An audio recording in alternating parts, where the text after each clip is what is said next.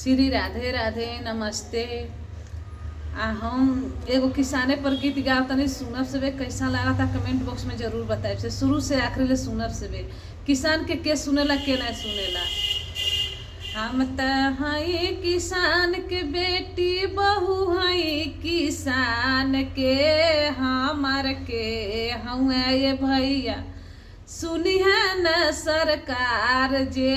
हमार के हुआ ये भैया सुनी है न सरकार जे हमार के हुआ ये भैया। जौवन बीज मिला 1000 में भइल पूरा 25 के जौवन बीज मिले 1000 में भइल बा 25 के हमार तुहार के सुनिया ये भैया हम हूँ बेटी किसान के हमार तुहार के सुनिया ये भैया हम हूँ हई किसान के हमार तुहार के सुनिया ये भैया। जो मन बिखदिया मिला 200 में भइल बा 1000 के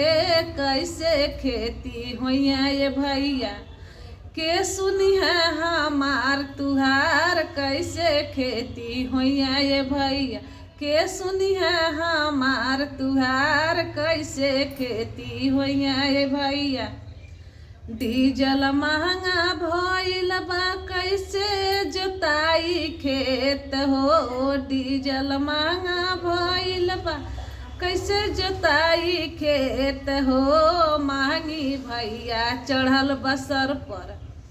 महंगी भैया चढ़ल बसर पर कैसे उतरी कर्जा हो महंगी चढ़ल बसर पर भैया कैसे उतरी कर्जा हो आवेला चुनाव भैया वादा करेला सब हो आवेला चुनाव भैया वादा करेला सब हो गईले के बदवाए भैया भूल जाला सब लोग हो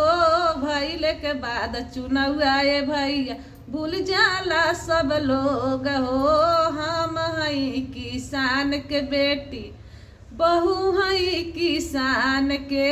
हम हई किसान के बेटी बहू हई किसान के हम हई